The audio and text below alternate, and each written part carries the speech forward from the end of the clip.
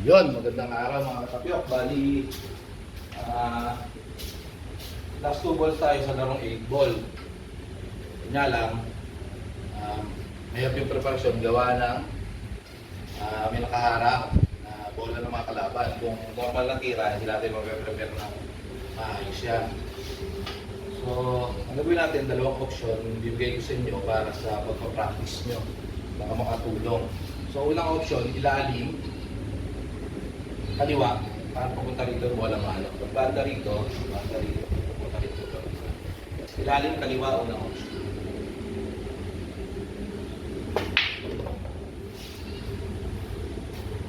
Yan, yun. Ikiran tayo sa 8.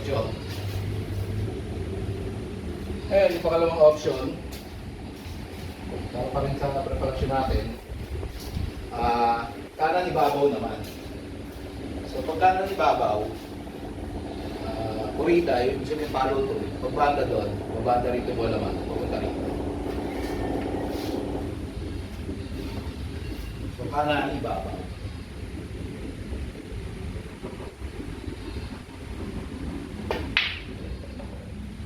Yun, so yun. Itira tayo sa 8. So, ayan, last ball na tayo sa 8. Itira tayo.